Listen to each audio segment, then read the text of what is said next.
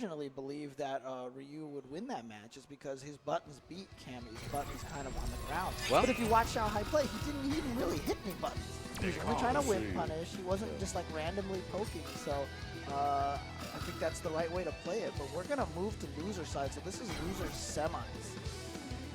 And we've already seen these two players make excellent runs through the losers bracket. It is Momochi going up against Haitani. E.G. Momochi going up against Youdeal, MJS, Haitani, both from Japan. The winner of this will go on to face Tokido in losers finals. Now you see Ken versus Nakali. And Momochi has been looking so strong with his spacing, his footsies, and with the fact that if he touches you, just one more mix-up and your character dies. But Haitani, of course, we've seen the kind of adaptation he's been able to make in the middle of fights.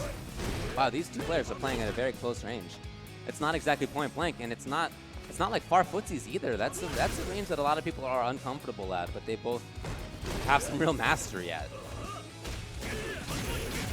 Back strong, fierce turns it into something good for Momochi. Now he's got the corner, but as he plays patiently. He's not insistent. We're not seeing run pressure really. We really haven't seen that from him too much all day. Yeah, he's only done it like maybe once or twice. Very rarely. I've seen more raw runs than I have seen run cancels. Yeah, and well, of course, run cancels are not exactly safe, but it is something that most Kens will go to and get away with, more or less. And not all the time, but they will sometimes get away with it, and he hasn't even really tried. All right, here comes Haitani, gets the hit. Oh, but hits him out of the air, which kind of screwed up his timing a little bit. Tried to get another button when Ken had landed, but it was too late. Momochi landing with the back medium punch is going to be able to take that first round.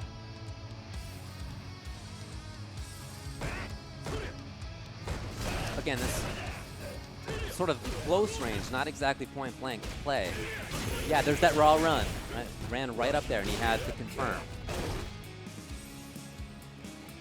Momochi confident in spacing. Knows exactly where he's standing. And again, no need to overcommit. Oh, well, maybe you got to do it sometimes. I don't know. I mean, look, we've always said you want to show that you can establish it, but when you do that, when your opponent has a V-trigger sitting there, that's a problem because you're going to lose a giant chunk of life. On the other hand, that's when people less expect it. So you gotta play the dice, man. You gotta play the dice sometimes. You said it earlier, right? After given enough time, the worst idea becomes the best idea.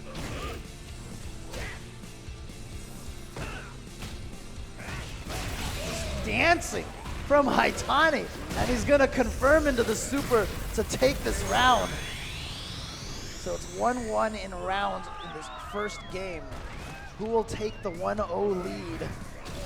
This third round will decide that right now. Unless it's a double KO, in which not. You never know.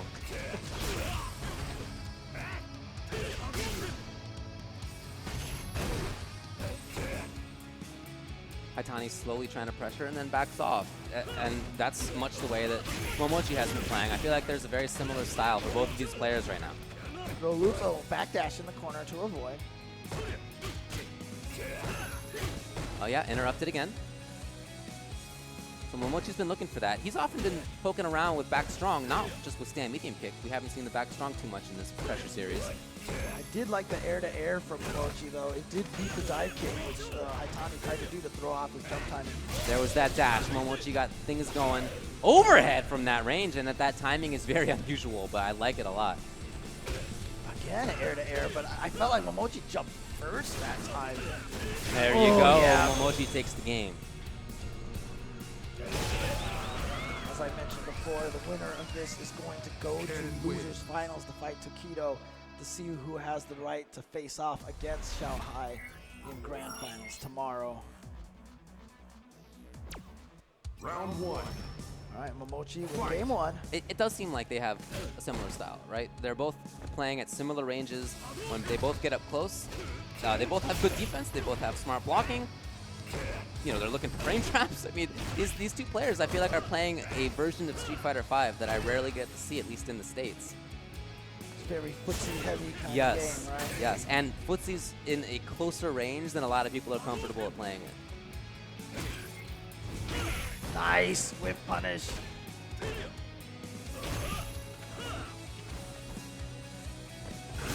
Ooh, wow, what a range to do that at. What a timing to do that at.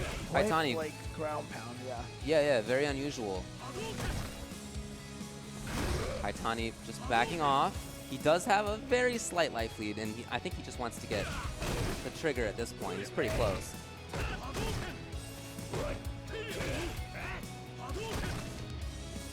Maybe just taking a little bit more damage and we'll have it about half-life. There it is. There he goes. So now he's going to look to activate, you got to believe. Unless Momochi gets things going, and again, we've often said he's a hit away from taking this. But there it is, Haitani. He is. I remember even early on in the year, we saw that wake-up light punch in the V-trigger like time after time again. Momochi knew it. He ran up, he baited it out, got the V-trigger activated. Oh, that's going to be able to confirm. I mean, that's pretty smart. You know your opponent. You know he likes to do wake-up light punch into V-trigger. You basically give him the time that it looks like he can hit you because you V-skilled up to him, and you bait it out, so now he can't V-trigger cancel and do a bunch of damage in another combo. Okay, love the timing on that. There's been a lot of dancing back and forth. And while Momochi has had stand roundhouse a couple of times. This time it was stand roundhouse, and then Momochi snuck in the crouching medium kick. So there really is that wheel of options going on in that mid-range. Very interesting footsies match to watch.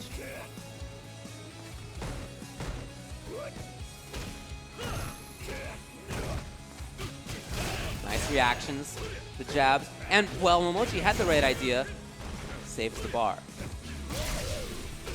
Oh, he got it! Got the hit. Is that going to be it? Oh, yeah, he has the super. What a question. Go right in the super. I didn't see he had the super. Did he need the super? I don't know. 2-0 Momochi. Good point. Good point. All right. But Probably again, did. it's what we saw a lot against Justin. You know, there's back and forth footsie, Yeah. But then Ken gets the hit into the corner or just big damage all of a sudden. Right, but as with Karen, Haitani's Nakali has a lot of damage available to it. Right, it's very damaging character under the right circumstances, and yet Momochi's defense has been good enough that we've rarely seen that. Right. The other characters definitely have a lot of damage to give, but Momochi is just not giving them the opportunity to land that damage. You can see right now, just slowly pushing Haitani into the corner. Wow, wake up stand light punch!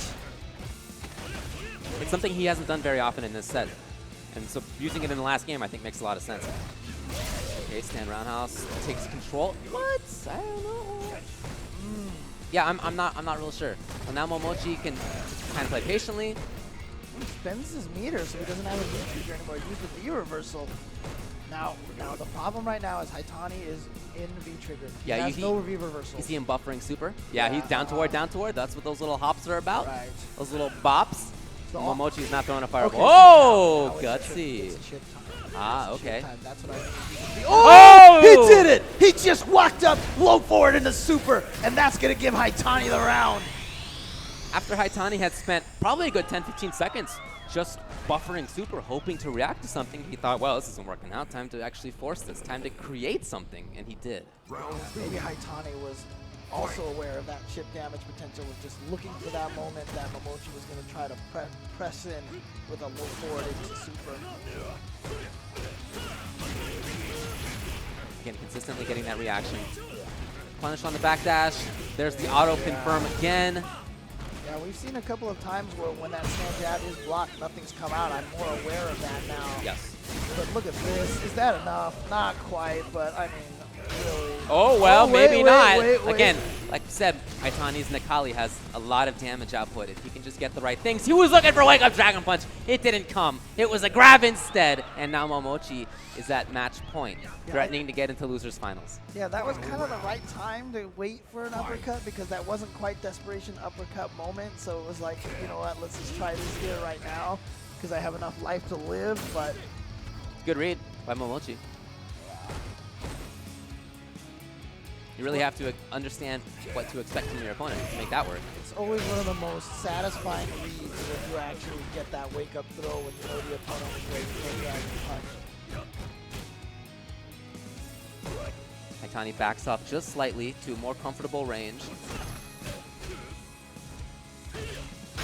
Oh, gets the flash counter. I'm going to be able to confirm it into the B skill. Both 2 hits away. Oh, maybe so! No, Oh, too late!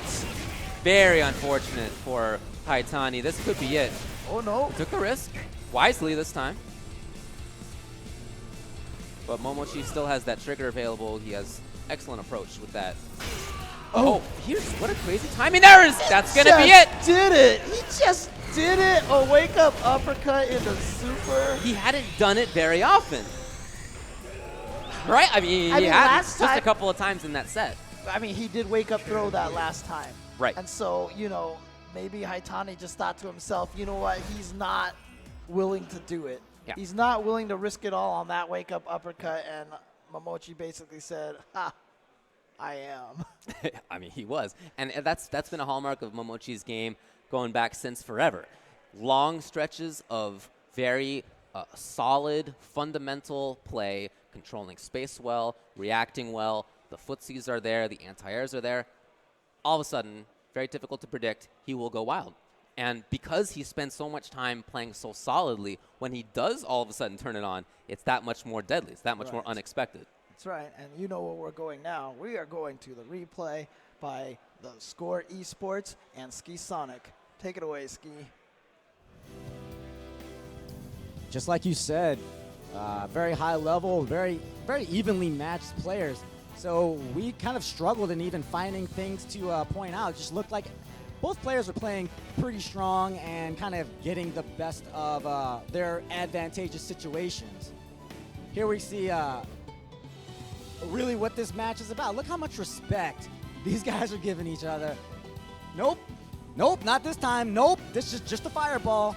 Nope, look at this. He just wants to swing on the foot. He does not want to engage, and finally just dips his toe into the pool and gets the crouch medium kick.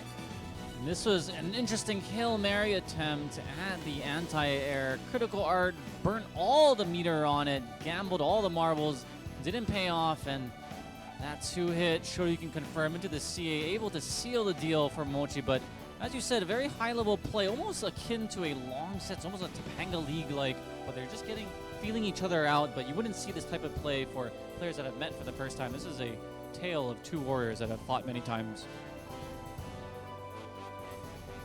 Back to my upside-down counterparts, James and David. I guess Z is alive. I guess they are.